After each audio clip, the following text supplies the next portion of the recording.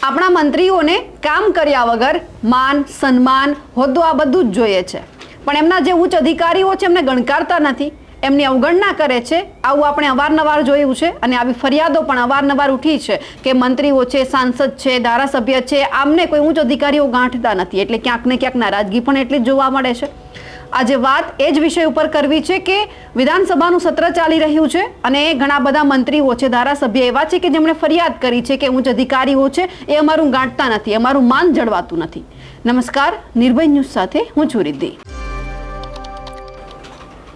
વિધાનસભાનું સત્ર ચાલે છે અને એ દરમિયાન કોંગ્રેસ દ્વારા એટલે કે વિપક્ષ દ્વારા એક સવાલ કરવામાં આવ્યો કે તમારી પાસે એવી કેટલી ફરિયાદો છે જે સાંસદ છે, ધારાસભ્ય છે, મંત્રીઓ છે તેમણે એવી કરી છે કે ઉચ્ચ અધિકારીઓ જે ગુજરાતના છે એમને ગાંઠતા નથી, એમનું સાંભળતા નથી। કારણ કે અવારનવાર આપણે જોઈએ છીએ કે કોઈ પણ કાર્યાલયનું ઉદ્ઘાટન કરવાનું હોય, કોઈ સરકારી કાર્યક્રમ હોય તો એમની અંદર જે એક પેમ્પલેટ બનાવવામાં આવે છે એમાં ક્યાંય ધારાસભ્યનું નામ નથી હોતું, ક્યાંક તો પૂર્વ ધારાસભ્યનું નામ હોય છે, પૂર્વ સાંસદનું નામ હોય છે, તો વર્તમાન જે ધારાસભ્ય છે, જે સાંસદ છે તેમનું નામ નથી હોતું, એટલે ક્યાંક બાદબાકી કરવામાં આવે છે। અધિકારીઓને ક્યાંક જે આ સરકારી નેતાઓ છે તેમની સાથે ફાવટ નથી, એટલા માટે પણ આ નારાજગી આવી હોય। આવી નારાજગી આપણે અવારનવાર વડોદરા શહેરની અંદર જોઈ છે। ક્યાંક તખ્તીનું અનાવરણ કરવામાં આવે છે તો તેમાં પણ શહેર પ્રમુખનું ક્યાંક નામ ના હોય, ઘણા બધા મંત્રીઓના નામ નથી હોતા, પછી તખ્તી બદલવામાં આવે છે, નવી તખ્તી મૂકવામાં આવે છે, આવું અવારનવાર જોયું છે। હવે એ પણ જાણવા જેવી વાત છે કે વિપક્ષ દ્વારા જ્યારે આ સવાલ કરવામાં આવ્યો ત્યારે જવાબ સામેથી એવો મળ્યો છે કે ઉચ્ચ અધિકારીઓ છે, મંત્રીઓ, સાંસદો અને ધારાસભ્યોને ગાંઠતા નથી। જેટલી પણ ફરિયાદ થઈ છે એ અલગ અલગ મત વિસ્તારમાંથી જાહેર કાર્યક્રમો જ્યારે યોજવાના હોય છે ત્યારે એ જે મત વિસ્તાર હોય, જાહેર કાર્યક્રમનું આયોજન હોય એમાં ધારાસભ્યોને બોલાવવામાં નથી આવતા, આમંત્રણ પત્રિકામાં નામ નથી હોતા, આ સાથે સાથે કાર્યક્રમોમાં બોલાવવામાં તો આવે છે પણ તખ્તીમાં નામ નથી મૂકવામાં આવતા।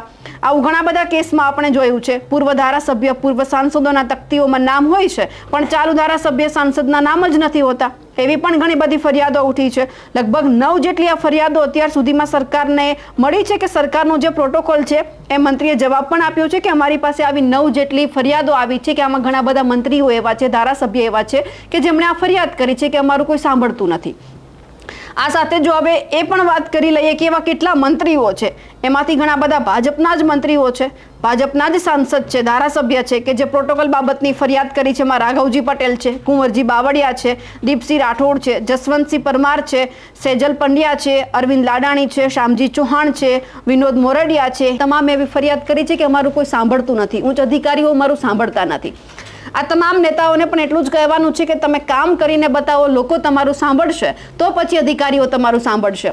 તમને જે ખુરશી પર બેસાડવામાં આવ્યા છે તેમાં ક્યાંક લોકોનો હાથ છે, લોકોએ તમને મત આપ્યા છે, તમારે લોકોનું કામ કરવાનું છે, તમે લોકોને સાંભળો, લોકોનું કામ કરો એટલે ઓટોમેટિક છે તે તમારું બધા જ સાંભળતા થઈ જાય। પણ અહીંયા દુઃખની વાત તો એ છે કે આમાંથી કેટલા બધા જે મેં મંત્રીઓના નામ લીધા એ બધા જ ભાજપના છે, કોંગ્રેસના હોય, આમ આદમી પાર્ટીના હોય તો સમજ્યા કે અધિકારીઓ ન ગાંઠે, પણ સત્તા પક્ષમાં રહ્યા પછી પણ જો ભાજપના જ નેતાઓનું ઉચ્ચ અધિકારીઓ ન સાંભળતા હોય તો પછી ફરિયાદ કોને કરવાની? કારણ કે 9 જેટલી ફરિયાદ મળી, આટલા બધા મંત્રીઓએ કહ્યું છે કે અમારું કોઈ સાંભળતું નથી। કારણ કે અવારનવાર આમાંથી ઘણા બધા નામ છે એમની આપણે ટીકા ટિપ્પણી જોઈ છે। રાઘવજી પટેલની તો હંમેશા ખેડૂતો બાબતે ટીકા ટિપ્પણી થતી આવી છે, કુંવરજી બાવળિયા તો આપણે જે રીતે કોળી સમાજનો આખી જે આ ઘટના જોઈ એમાં પણ ક્યાંક એમની ટીકા ટિપ્પણી થઈ છે। આમ આદમી પાર્ટીના નેતાઓની વાત કરીએ કે પછી ઘણા બધા બીજા પણ ભાજપના એવા નેતાઓ છે, વિપક્ષના નેતાઓ છે કે જેમને કોઈ ગણકારતું નથી। પણ સવાલ અહીંયા એ છે કે ઉચ્ચ અધિકારીઓ કેમ ગણકારતા નથી? ક્યાં નારાજગી છે? ક્યાં બંને નેતાઓ અને અધિકારીઓને બંધ બેસતું નથી? એટલે સવાલ તો અહીંયા અનેક છે। એટલે તમામ નેતાઓને ખાલી એટલું જ કહેવાનું છે કે તમે પહેલા તમારા મત વિસ્તારમાં જાઓ, તમારા લોકોને શું સમસ્યા છે એ જાણો, એમની સમસ્યાનું નિવારણ કરો। કારણ કે જ્યારે તમે મત માંગવા ગયા હતા ત્યારે તમે ખૂબ મોટા વચન વાયદા આપ્યા હતા, એ હવે તમારે પૂરા કરવાનો સમય છે। જો તમે લોકોને સાંભળશો તો પછી તમારે ક્યાંક એવી આશા રાખવામાં આવશે ઉચ્ચ અધિકારીઓ પાસેથી કે એ પણ તમને સાંભળે। પહેલા તમે તમારા વિસ્તારના લોકો પાસે જાઓ। અમારા અહેવાલને લઈને આપનું શું કહેવું છે કમેન્ટ કરીને ચોક્કસથી જણાવજો। સાથે જ અમારી નિર્ભય ન્યૂઝ ચેનલને લાઇક, શેર અને સબસ્ક્રાઇબ કરવાનું ભૂલશો નહીં। નમસ્કાર।